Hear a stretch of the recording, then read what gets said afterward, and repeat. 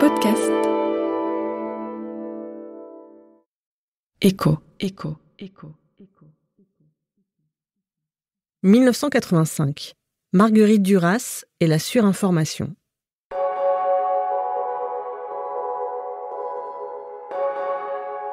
Bonjour, je suis Florence, journaliste à l'INA.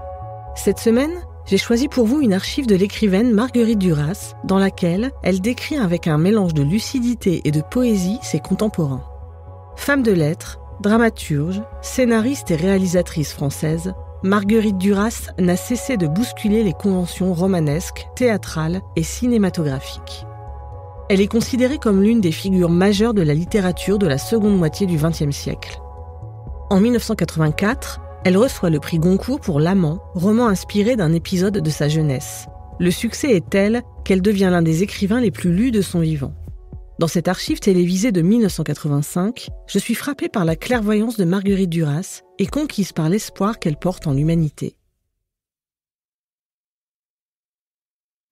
Je crois que l'homme sera littéralement noyé dans l'information, dans une information constante sur son corps, sur son devenir corporel, sur sa santé, sur sa vie familiale, sur son salaire, sur son loisir. C'est pas loin du cauchemar. Il n'y aura plus personne pour lire. Ils verront de la télévision. On aura des postes partout. Dans la cuisine, dans les water-closets, dans le bureau, dans les rues. Et où sera-t-on? Tandis qu'on regarde la télévision, où est-on? On n'est pas seul. On ne voyagera plus, ça ne sera plus la peine de voyager.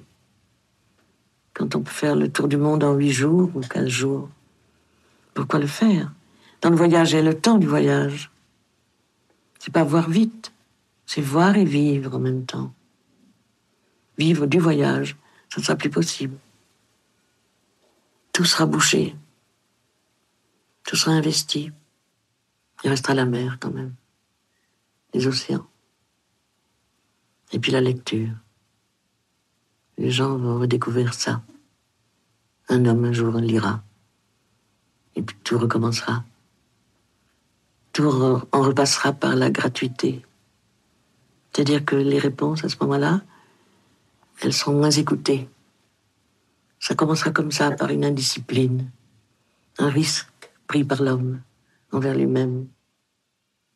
Un jour, il sera seul de nouveau, avec son malheur et son bonheur, mais qui lui viendront de lui-même. Peut-être que ceux qui se tireront de ce pas seront les héros de l'avenir. C'est très possible. Espérons qu'il y en aura encore.